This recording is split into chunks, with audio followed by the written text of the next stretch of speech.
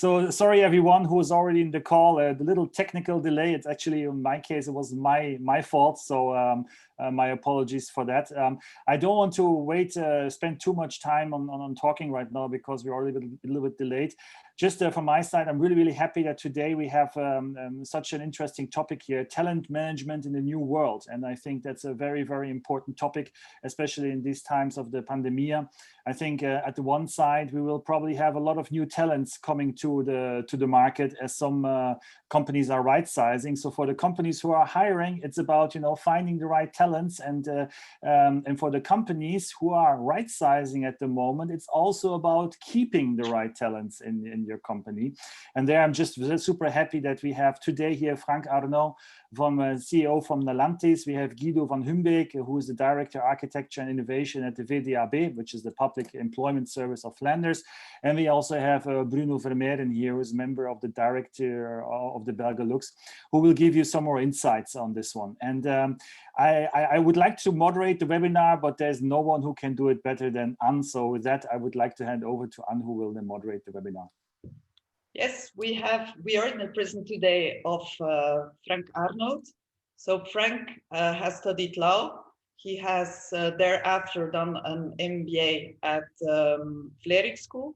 He has started his career as a marketeer with PepsiCo and Procter & Gamble. Then he made a switch to the music world. And after that passage in the music world, he dedicated all his energy to artificial intelligence. So he is the owner of Nalantis, and through Nalantis, through this company of artificial intelligence, he is always also putting this available for different applications. So he is working a lot together with Guido van Humbeek, who is head of architecture and innovation at the VDAB. And so today they are going to present us a new concept of talent management in the new world with the new tendency for the 2020 and the 2030 decades, and the new competencies and the new skills. So I would like to hand over the word to Frank and to Guido to take us into a very interesting webinar. All right. Thank you, Tom. Thank you, Anne, for the kind introduction. You're seeing my screen well, right? Yeah. Yes, we do. All right. Okay, so I'll first give you a little glimpse of what we do, because you may think the VDAB, you know or you don't know, but they are the Public Employment Service for Flanders, so that is well known. But Nalantis, who is Nalantis? We are a technology company. So I'm not here as an HR person, but I'm here from a technology point, but I'm very heavily involved in HR technology, competences, skills, and so on. So what do we do? What does Nalantis do?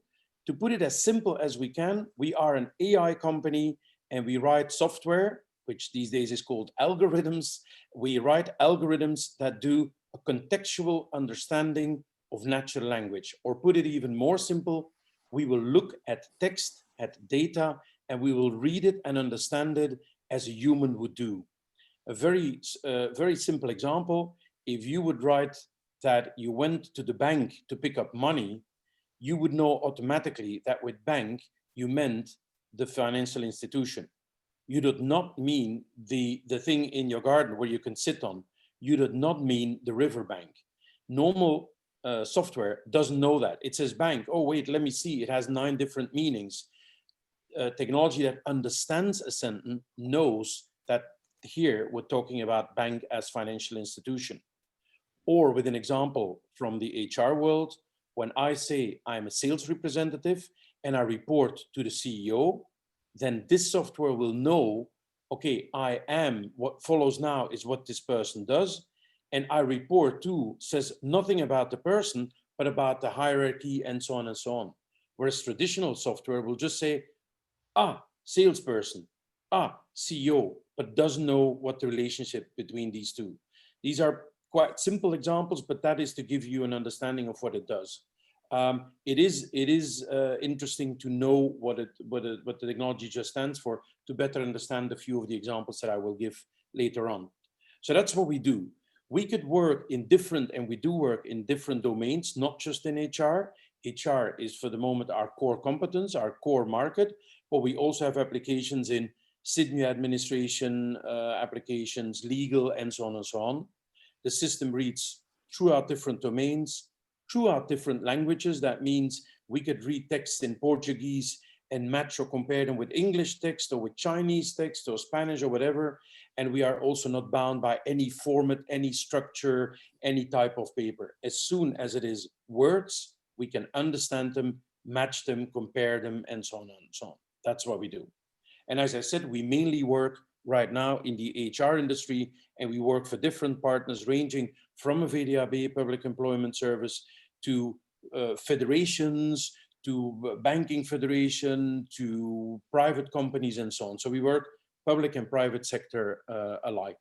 So that's the only thing I wanted to say about us, but it gives you an idea why I will say certain things that I'm going to say.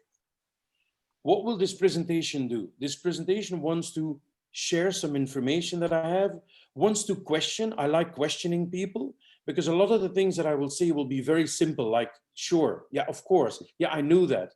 But then the question is, yes, but are you doing it? Are you following it? Are you implementing it? Are you living it? Or are you just saying, yeah, I know this. So that's what I want to do. That's what this presentation wants to do. What it will not do, and that is my promise, I will not teach, I will not preach, and I will not sell, because I know that's what you don't want to hear. So it will just question you.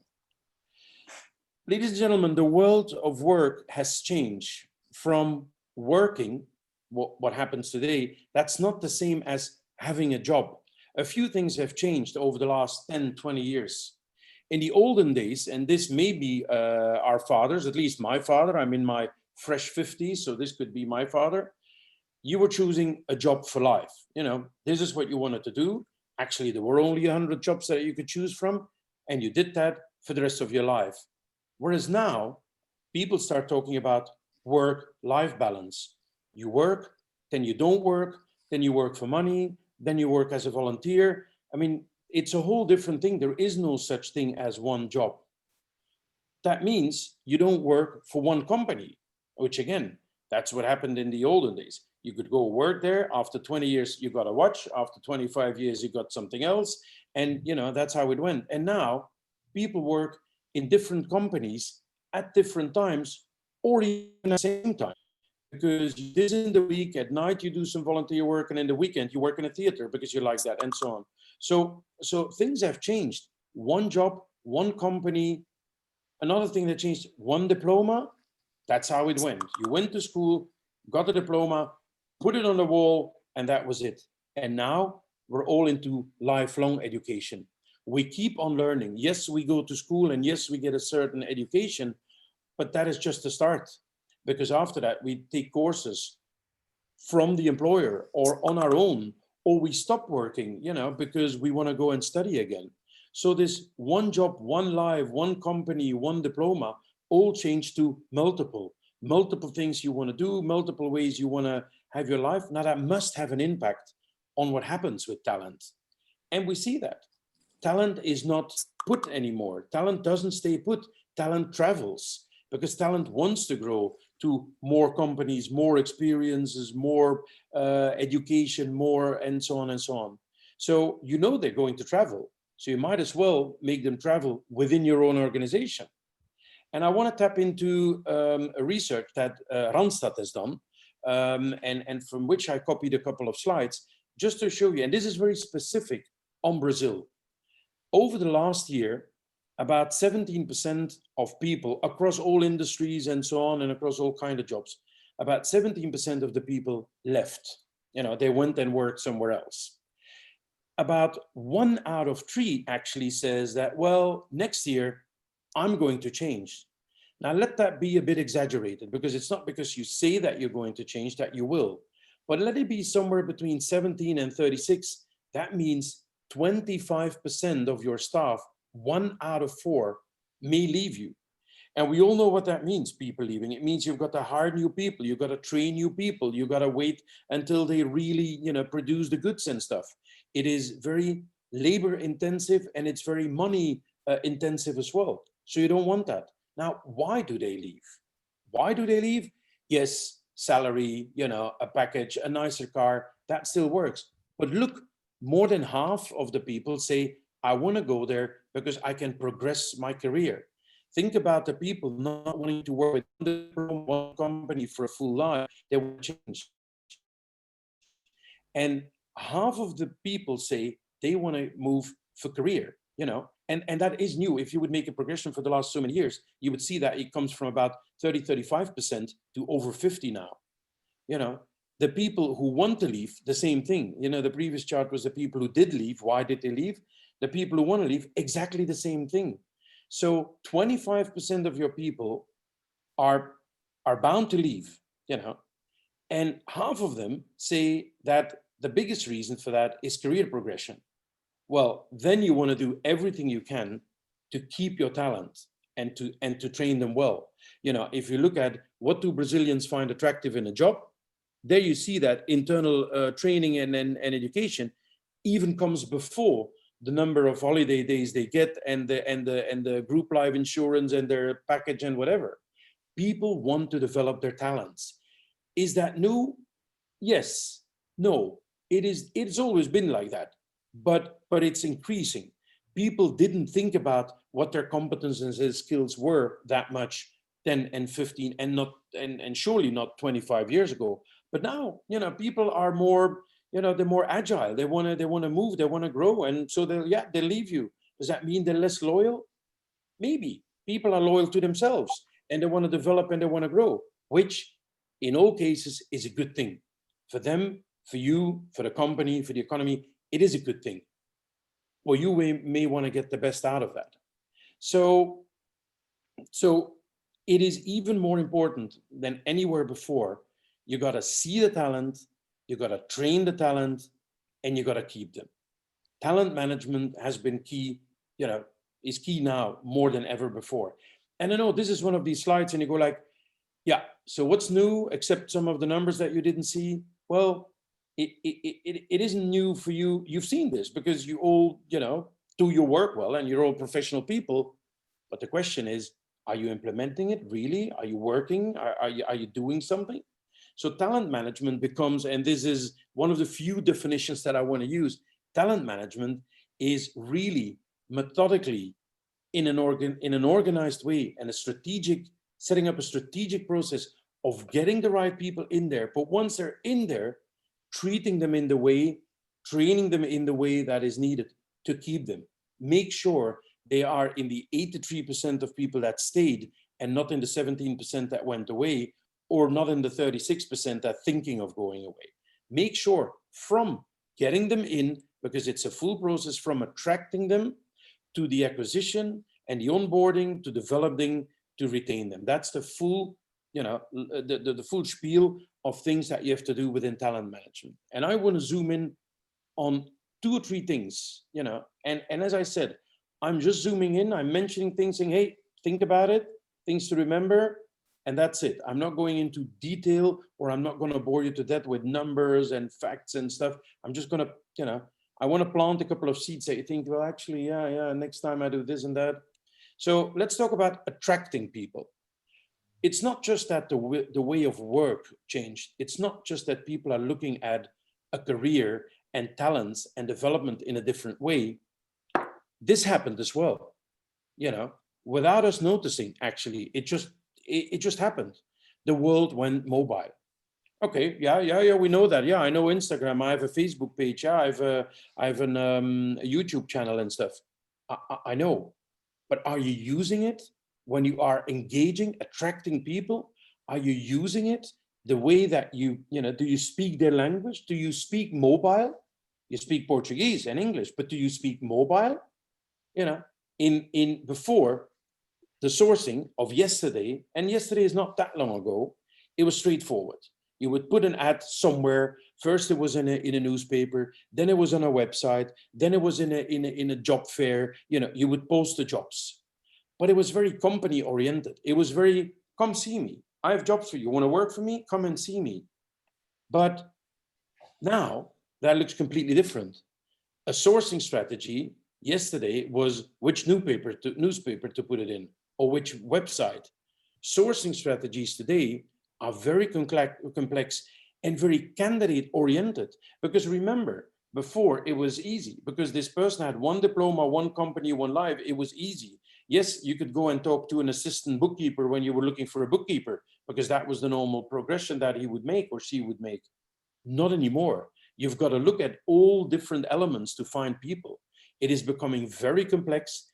It is very candidate oriented, because this candidate says, hey, I'll come with you, but are you flexible? Are you mobile? Can I develop my talents? It's a whole different thing. It's a whole different communication. It's no longer come see me. It is a candidate saying, come get me. Now, that must have an impact on the way that you recruit and on the tools that you use. And when you think, yeah, but this mobile, everybody talks about it, but it's not that much. Here are a few numbers of Brazil. Worldwide, there's 5.5 billion mobile phones. And when I looked for this number, you know, that was a week ago. So most probably 100 million have been added. But look at Brazil. Brazil is the 5th place worldwide for mobile phone usage. Brazilians use 4 hours per day. They use their phone. They're on mobile internet. They have on average 70 to 80 apps. They live on their phone. Okay. And that is true. Brazilians are really diehard mobile users, but mobile internet users, which means when you talk to people, you know, you have to talk mobile. As I said, you have to speak mobile. You have to make sure that your recruitment pages on your website are mobile. You have to make sure that you are native mobile. And you'll say, no, but it's fixed. It's fixed. My website and my career pages, they are in mobile, they are in responsive design, so they fit well. That is not mobile. That is making your website applicable on a phone. But really thinking mobile, what do people do on their mobile? They type short sentences, not pages, but short things, or they talk to it. I mean, speech is getting the control mode for everything rapidly.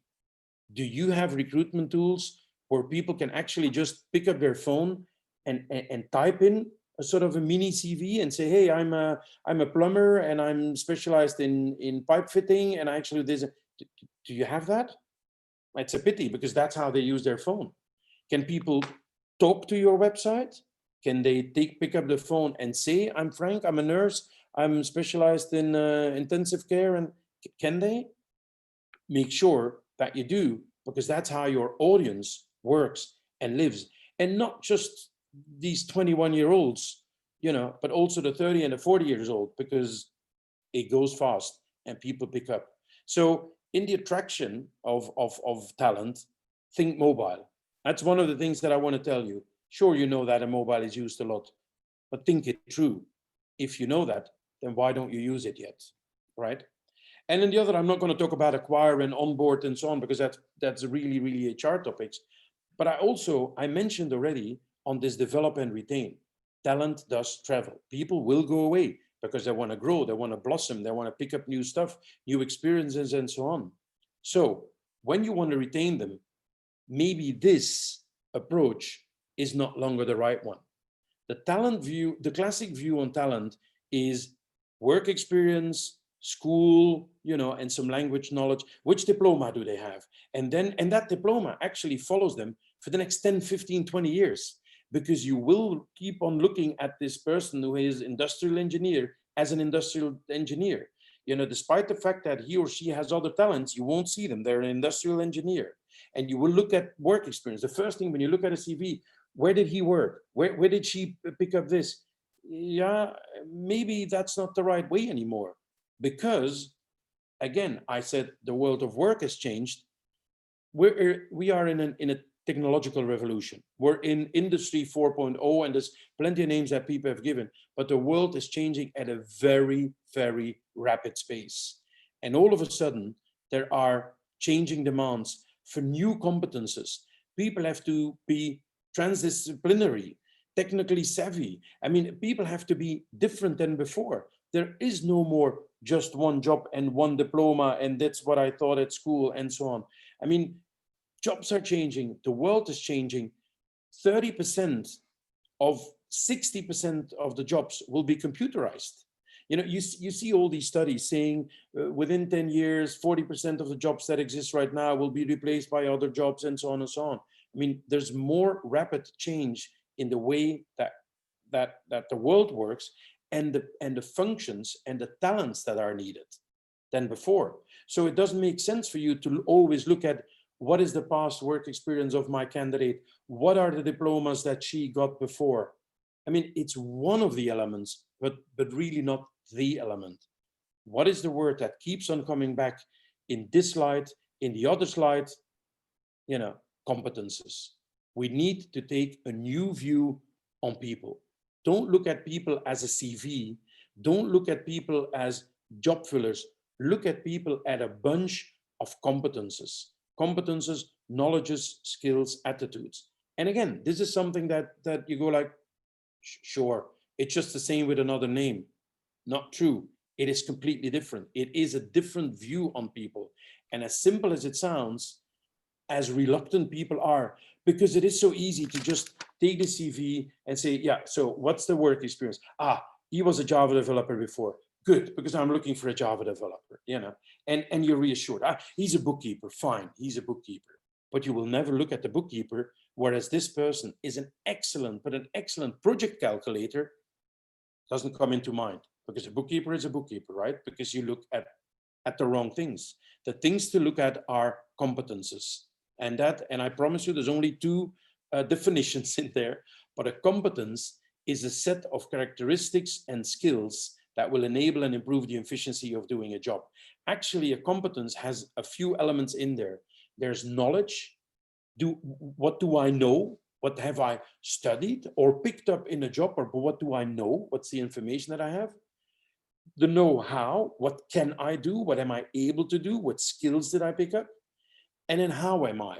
Am I a proactive and an interactive, you know, and a passionate person, a team leader, a follower, and whatever. So what do I know? What can I do? What am I able to do? And how do I do stuff? And it's only when you start looking at people like this that you will start looking at people in a completely different way. Not as the bookkeeper, because this person studied, maybe even by mistake or by coincidence, bookkeeping. No, you will look at somebody who could do a job that is maybe called bookkeeper, but it's maybe called different as well. You look at competences. Competence to me are the gateway to all development of talent, whether it's other functions, other careers within the company or within the sector or without the you know, outside of the sector. Like, for example, we work for the Belgian Banking Federation, and there a lot of people, unfortunately, have to go and look for jobs outside of the sector because the number of jobs are decreasing because of digitalization and automation and so on and so on. Well, if you look at these people's past work experience, they'll never get a job in their life because they have been sitting working as a cashier for 20 years. And cashiers, that's the job that goes away. What do these people do? Retire? No, they're full of competences. They're full of skills and things they know and they can do. And it's only by looking at them that way that we can give them a job somewhere else. As I said, within the company, within the federation, within the sector, within, and so on and so on. It is really the groundwork for training and development. And we've shown with a few numbers how important it is, because if not, 1/4 of your people are just running away like that. I mean, 36% is thinking of it, 17% did it. I mean, there's a gap that you can work on, right? To keep them in. Now, I don't want to go into details. There are, but I just want to show this. There are plenty of huge organizations getting into, you know, standardization of skills and competences and so on. There is ESCO, which is the European classification system built by the EU and available in about 25, 26 different languages for the whole of Europe. There is ONET, which is international but US based. There is a system from the ILO, the International Labour Organization, called ISCO, which is also international and so on. There's plenty standards, but that is not so important now. I just want to show that it's not a local phenomenon here, or just in Finland, or just in Flanders, or whatever, or just in Brazil. It is an international thing, and there are huge organizations getting structured. Now, one of the front runners, I'm very happy to say, you would first of all not expect, because that's a, you know, one of these stigmatic views that we have, you would not expect the government, a public employment service, to be one of the front runners. Well, actually, I know a few of them who are. And one of them, who's also within Europe, I can say, Guido cannot say that, but I can say that for him, the VDAB is looked upon within Europe as one of these front runners who really work with competences and skills much more. And that's why we work together since a few years already, because they've been the advocates long before I stepped in, because, you know, we're just the technology boys. They're the real competence people. So that's why I'm very happy to give you, to let Guido give you his view on how a public employment service goes about competences and skills and how important that is. And here's for you, Guido. He's the director of architecture, but for me, more importantly, even innovation within the VDAB Public Employment Service Flanders. Guido, I will give you the floor. Thank you, Frank. Well, good afternoon, good morning, I presume, to everybody. First of all, let me tell you, I have some liaison with Brazil, you know, because an aunt and an uncle of me be missionaries in Brazil. They're both dead. I don't know whether there is any relationship with Brazil or not, but no, they're old. Anyway, given that introduction, like Frank said, we have to look differently at people. We have to look differently at jobs and functions. According to a study, and that was very motivating to give some direction to my AI team. I have an AI team of people who are doing AI, of about 13 people. I work closely with Frank too on specific issues. But according to that study of the World Economic Forum, 52% of all employees will have to be reskilled or reoriented. Jobs will disappear, new jobs will appear, right? Jobs that we don't know yet or we don't describe well yet. But the only constant thing in the whole story are competencies, right? You will describe new jobs in terms of competencies. You will describe profiles in terms of competencies. What are you looking for? And can I have the next slide, please? So we are using competencies for two purposes. First of all, as some kind of unified language between different stakeholders, right? Between us and the Department of Education, between us and business sectors, so that we speak the same language when we discuss specific jobs or specific professions. The other usage is that what if we could translate free text into a standardized set of competencies?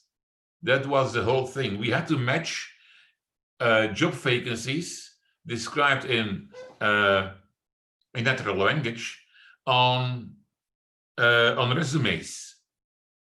Now, if you want to automate that process, you can do two things, and we do both. First of all, you can ask the person who publishes the job vacancy to say, well, these are the competencies, the standard competencies that I believe are needed for this job. And you can ask the job seeker to say, well, these are my competencies, and this is how I score on it, right? At that moment, you have a translation into a form that you can compare. But very few people take the occasion or want to spend time to mention all their competencies. And so the idea was, what if we could deduce the competencies starting from a job vacancy, or starting from a resume, or starting from a free text? Because also the descriptions of trainings, right? Trainings, they work on competencies. So by being able to translate it into competencies, you can compare these different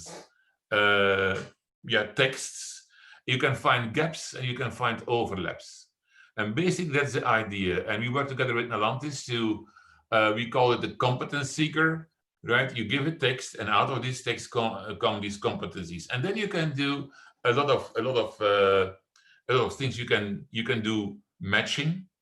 How good does a job matches on a candidate, or vice versa? You can use it for finding the gap in competencies, and more. Well, we should stop believing that we can find the white raven, right?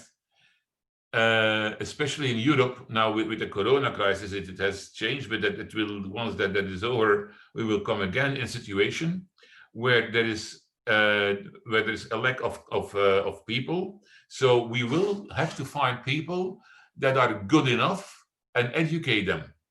So you have to look for competence gaps that we as an employer would be able to bridge, right? So that by investing a little bit in that person, that becomes a white raven. So we use competencies in matching. An interesting thing is that sometimes people prefer to specify specific words. We have an AI system that translates these words. Well, if you have this, then by the way, we believe these are the competencies. And the last thing that we put in production, and I'm pretty proud of it, is what we call the job radar. Basically, we say, describe yourself, give me your CV, describe yourself in terms of competencies or in types of jobs that you did. And then we will show him a radar telling him, well, by the way, these jobs are within your reach. But by the way, these are the competencies that you lack. The next step that we are working on is, and by the way, because you lack these competencies and you would like to do this job, these are the trainings that could be followed, right? So there you see the central role of competencies in the whole recruitment and job finding, job matching market. That's basically the thing that I wanted to share with you. Okay. Thanks, Guido. Yeah, I just thought it was important to know that it's not just ideas or things that one could do. It is things that are, being done. And as Guido said, it goes pretty far. It goes to being a complete advisory tool where you say, this is who you are, this is what you could do, this is what you have, this is what you lack, but here is how you can train it. And it becomes a whole tool to take people from, getting to know what their talents are, to getting to train them to get the best out of their professional life. So when you are getting interested, and you should by now, if you weren't already, into competence thinking and analysis and matching, make sure that you have the right tools. Make sure that you stop looking at a CV, but look at people's, what we call, at people's work DNA. Who are they? The DNA, your DNA is who you are. Look at their work DNA. And that is not just a set of past job titles. It is way more. So, and make sure, because it's a mobile world, make sure that people can give you that information through their resume, because the resume won't die for the next years yet. Make sure they can also do it by just writing something up, or maybe by doing something on voice. Make sure that, because it's a mobile world, they can give you that information in any shape or form. And then make sure you give them some extra tests, because in a CV or in a spoken message, you will only say that much. Make sure you give them some more tools where they can explore themselves, easy tools for them to build that work DNA. So then you can build it in something rich. And Guido touched upon a couple of them. There's various applications. You can use it as a simple talent assessment tool. Yeah, that's where it starts. But as I said, and as Guido also highlighted with the job radar, you can use it for internal mobility, make that person grow out of his or her predefined direction into something new if they've got the talents, or if you need their talents there. Career progression, guidance for study. People who just fresh from school, what are they going to do? Nobody knows. In the old days, you were either a doctor, a pilot, or a lawyer, or anything in between. Right now, people don't know what they could do. So help them. And on the right side, and I know it's in Dutch because it's from a Dutch company using it. They're using the tool to guide people and say, okay, this is what you studied, this is who you are. Now these are sort of professions that you could go and do, and these are all the skills that you need for that. And by the way, these are the highlighted skills are the ones that you have already, and so on. So it can help to as a guidance for your study, or for training, or for self-development, or whatever. And there's plenty of organizations, federations starting to use it. This is just another example where Agoria, which is the Belgian Federation for Technology Companies, they said, we want to look at not just competences in general, but digital skills. We want to measure how digital are you, and are you weaponed for the future? Because everybody will have to become increasingly digital, even a cook, whatever. And here they have developed, or we developed a test for them, but I mean, what the technology guys behind it, they made a test where you can say, you go through a test, what your digital skills are, and then it maps it on either the job that you have right now to show you what are you lacking today, 2020, but it can also give you a view on 2030. What will you as a cook in 2030 need as digital skills? And all of a sudden you see where the gaps are, you can go to the training and you're gone. So competences allow you so much more than just saying, good CV, good job, match. It does that as well, but it does so much more than that. So, are we ready for a summary? I thought I need to get something Brazilian, something football, you know, something. So this is my Brazilian contribution next to the Randstad slides, but some people may find this more attractive than the Randstad slide, whatever. So a summary. As I said, I want to send you away with a couple of questions for you to think of before saying, yeah, I knew all that. Well, the world went mobile. Yeah, we knew that. But did you follow? Did your HR tools follow? Do you have websites that are truly mobile? Can people talk to your career pages? Can they do text messages? Can they upload the CV in their own format, not in your predefined 25 boxes? So did you? You know it, but did you do it? Secondly, are you still thinking, I need to fill a job? Or are you starting to think talent management, talent progression, talent education, evolution? You know, don't think job fill, think talent and talent management. And thirdly, do you believe in competences? You know, the answer is yes, even if you think no, right? The answer is yes. The only right answer is yes. And one last thing, you know, with a bit of a twink of an eye, don't be this, you know, where one day a CFO walks into the office of the CEO and he says, well, I think we spent way too much money developing all these talents and competences and skills and whatever. What if we spend all that money and people leave? And the wise CEO says, well, what if we don't invest and they stay? So if there's only one thing or two things that you can, or you want to remember, think competences. I say please, because please, I know that it will help you, not please for me, but it is a thing. And that's the only thing that I wanted to say. And hey, I just said it. I'm Frank. If anybody has any question, we can either do them after the next presentation or send me a mail or whatever. And then I'm happy to provide you Guido's coordinates as well, which I'm sorry I didn't put them on here. But then you can get Guido's coordinates as well. I'm sorry if I sort of stole away this picture with just me. But okay, so thanks for, I guess you're all listening. I cannot see how many people ran away, but I'm assuming we still have a few left. And then I think it's to Anne, Tom, Bruno, I don't know. It's, Frank, thank you very much for this very interesting presentation. It's really a very actual themed a topic today. So before giving the word to Bruno, I would like to ask you maybe to put one small observation. So through everything that you and Guido have showed us, you say that today even we have artificial intelligence available that could help the companies today to analyze their whole, all their employees in terms of competencies and skills, and they could help through yours or other artificial intelligence to analyze what all the competences are that they have and that they should develop in order to combine with the strategic plan, with the digital transformation. So today, this would be available for the companies.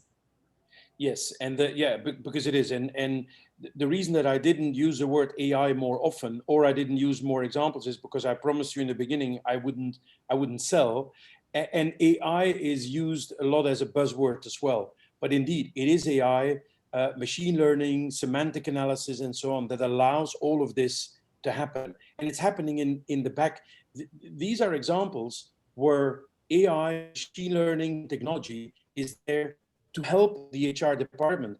Actually, I'm always saying, and that sounds a bit strange, you're using automation to make HR even more human. Mm-hmm. Because all the things that we do, all the analysis, the comparison, and so on, that's all done now manually and in your head, and it takes too much of your valuable process. HR is an art, and this technology allows you to spend more time on art. It will not replace a person. It doesn't, it shouldn't, and we're never pretending that it does. But it are tools that do so much homework and groundwork for you that it makes it much easier, much more agreeable, much nicer for an HR person to work with that, and much more effective, much more efficient.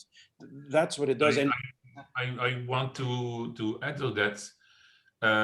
AI are just techniques, right? It's just techniques that allow you to deduce knowledge, some algorithms out of data, right? And you have natural language processing, you have vision, you have machine learning.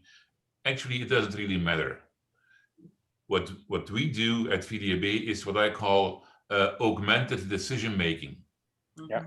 The systems don't take decisions. Sure. It will always be the human, the person, the individual that will take decisions. But it helps me in speeding up my decisions, in finding things that I didn't see before, right? So AI is just a means.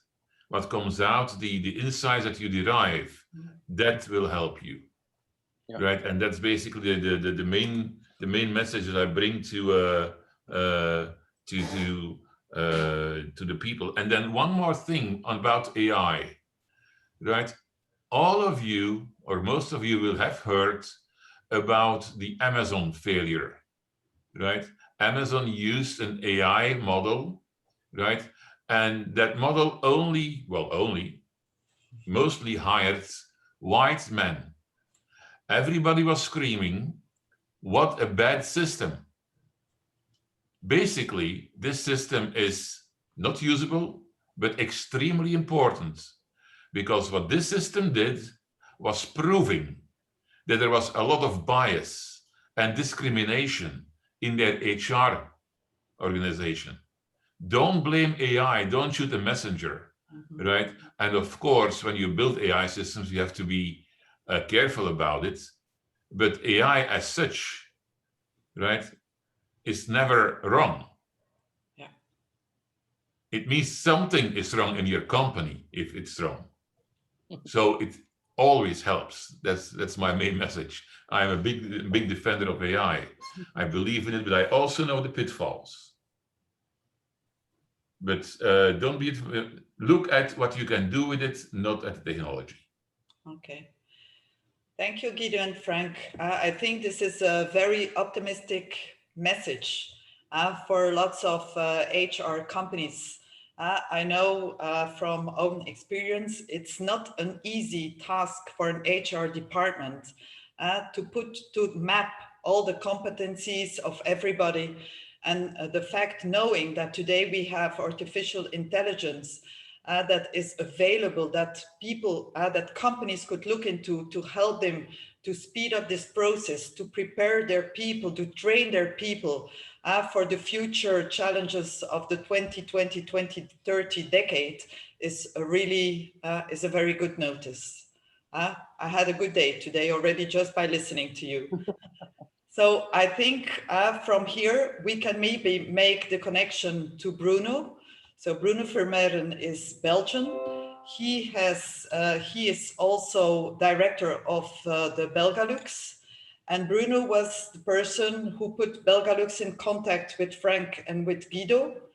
And Bruno has a company and is working together with Frank in Rio de Janeiro, where he has a company calling Be Work Happy. And so he would gladly take a few minutes to present his company and to show a small example of what artificial intelligence can do. So things that he is doing already with the company Be Work Happy, which is an international company, and Bruno is representing Rio de Janeiro at the Brazilian branch. So Bruno, please, the floor is yours. Everybody can hear me, I think. Thank you, Anne, for the possibility to give a small presentation, and my thanks to Frank and Guido for the extremely good presentation. I will present now shortly our company, Be Work Happy. If it is okay. Be Work Happy, in Brazil they say the matriz, it's the headquarters. It's in Antwerp. The headquarters is called Nalantis, and you heard the CEO from Nalantis 1 minute ago, Frank. But it's more than just Belgium and Brazil. Be Work Happy and Nalantis are spread all over the world, even offices in China, because our software can read and understand also Chinese, for example, Mandarin, the basic one. We have users and officers in the United States, South Africa, Arab, Morocco, the Netherlands. So we're Philippines.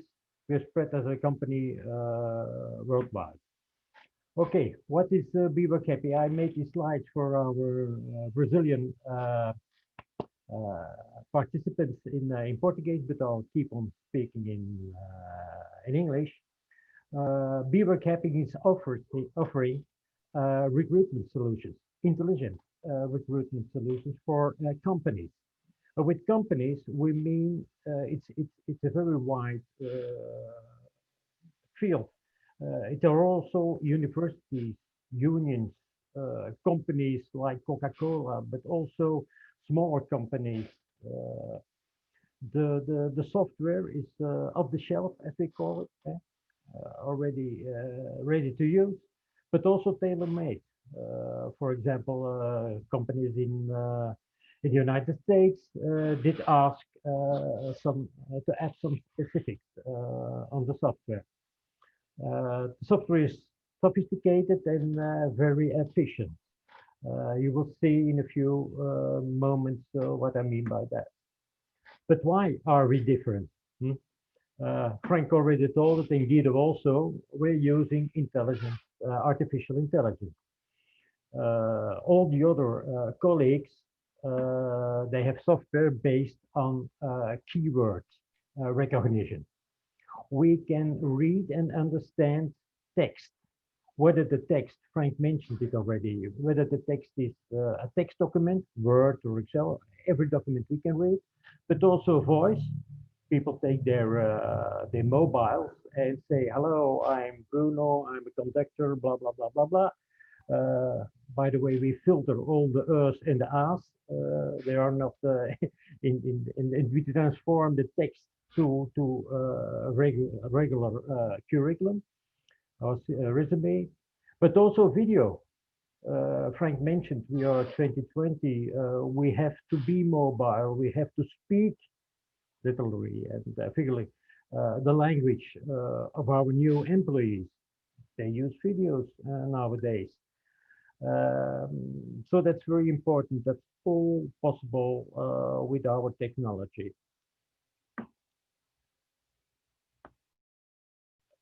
Recruitment solutions, because that's where it all started, and Frank said it all right. Recruitment can be automatized, but hiring is an art.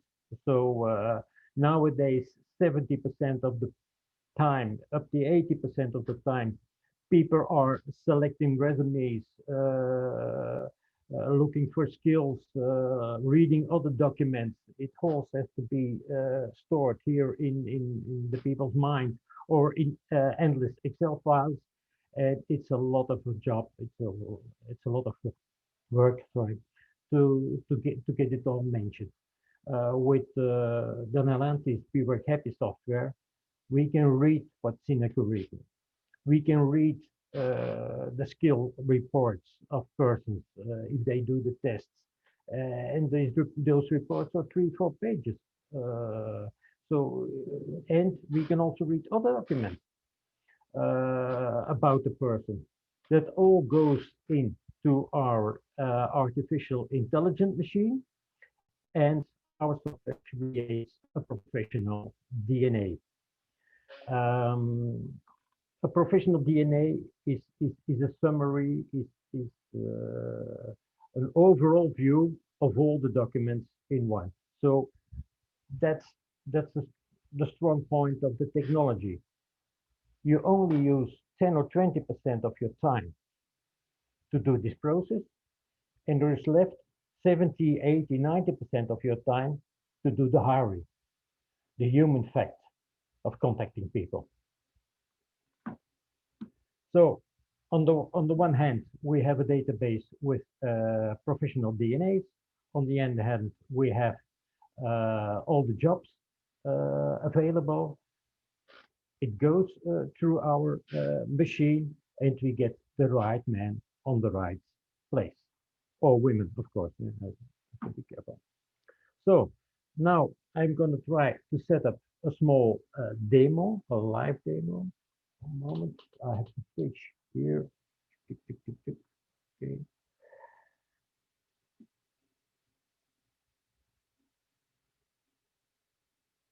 Voila. The internet is very slowly, but okay, we'll manage. We made the platform for Fomenta. Fomenta is a company of the Prefeitura of Rio de Janeiro. And with this platform, we will manage 700, 800,000 unemployed people in the state Rio de Janeiro to find them a job. But that's always the risk with live demos. I'll try again. Bruno, your screen didn't change yet, so is it normal? So No, you're no, busy? no. It's a problem here. I said I have the very slow internet now. I pay for the fast. Okay, do you see now something? It's Fabiano here. It has not changed yet. We still see your slide of demo of vivo. So. Oh, that's a problem because I changed my. I did change my my so screen. You did make share screen with your new screen. No, that's something I have to do, yeah. Mate. I'm not an expert in. Because it's not enough that you change your screen. You have to go again, select it, and say share screen. Sorry about that. How do I get it? No.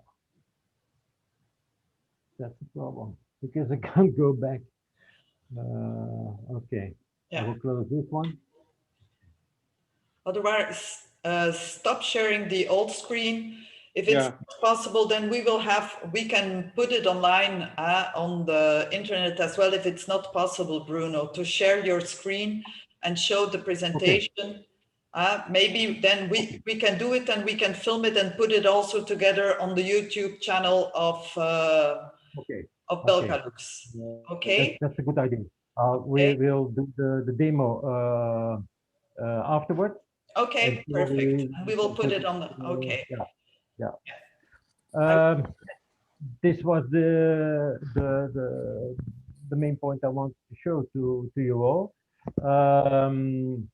If you want some more info or want a real demo online live, just feel free contacting me or contacting Belgalux.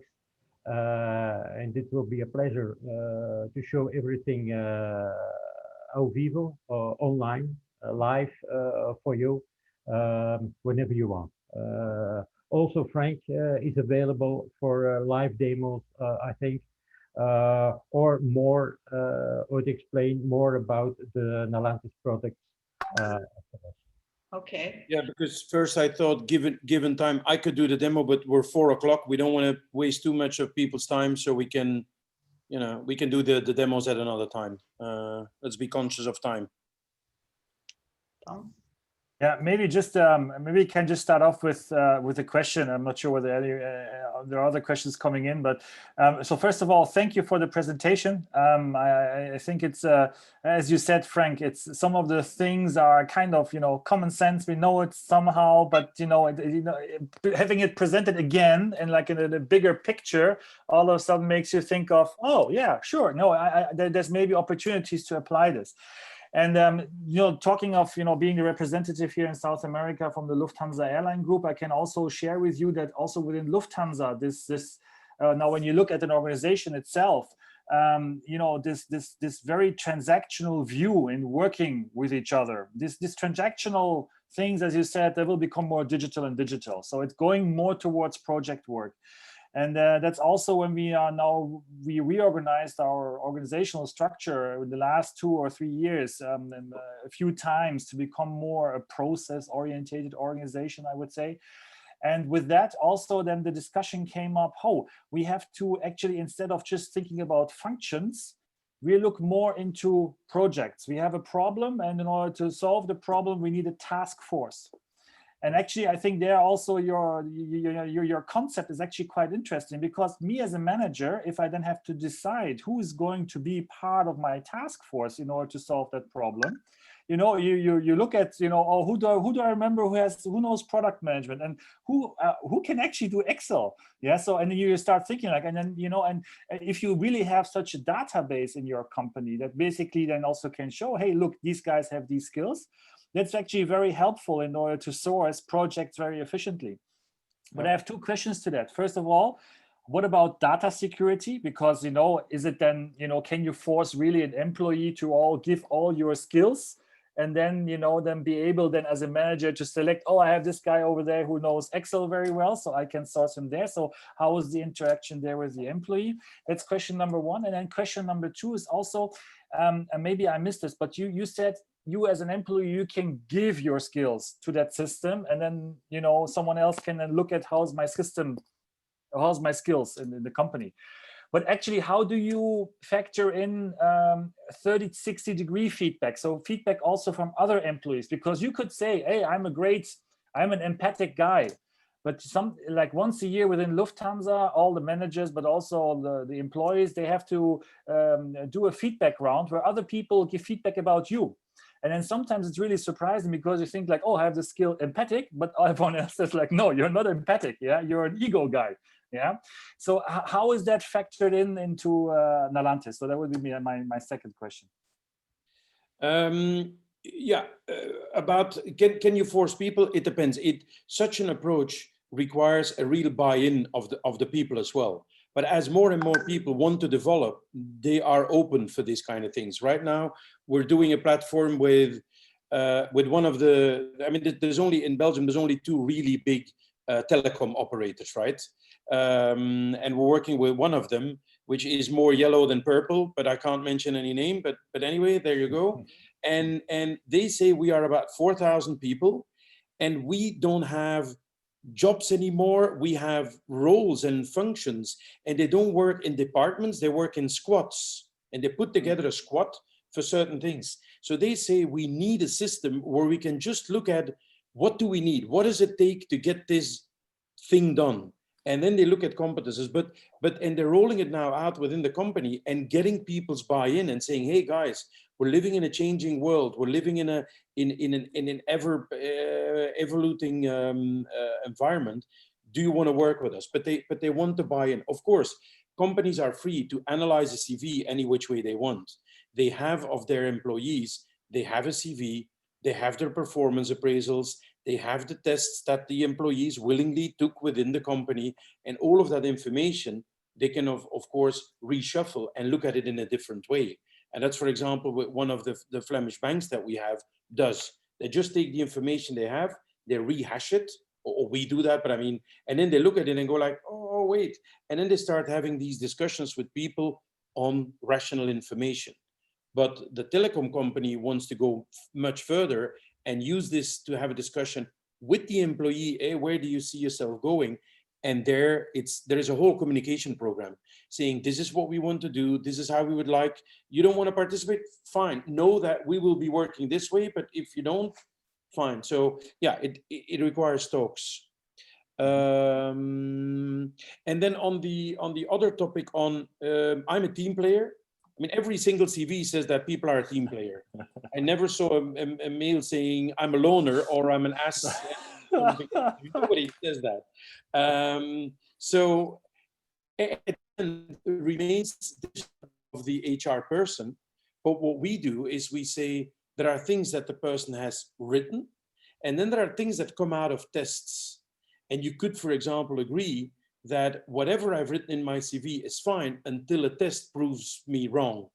If I say that I'm very extrovert and a test that I've done says that I'm introvert, then one could say the test overrules what this person thinks, because everybody thinks of himself, you know, we're all Superman, right? Or Superwoman or Wonder Woman. But in the end, that is a decision that the HR department knows. And sometimes it's interesting to see that I think I'm extrovert, whereas the test says that I'm not, you know, or I'm a leader and I'm not. But we will never take information away. We will just give. And if there are conflicts, that is interesting for the HR person and his or her decision to take it away or choose one way or the other. All right, thank you. All of the other security and data and privacy and so on is, of course, covered by GDPR and stuff. I mean, we work for the Banking Federation and for a couple of banks, so you cannot go much deeper into privacy settings and GDPR and so on. So we've passed all that. That is just on how you treat information, right? So we follow all that. Obviously, we have to. Frank, let me add just one more thing.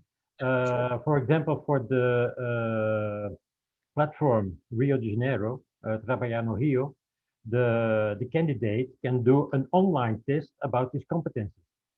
And the online test will be integrated in his professional DNA. So that's part of the answer for some, I think. Okay, thanks.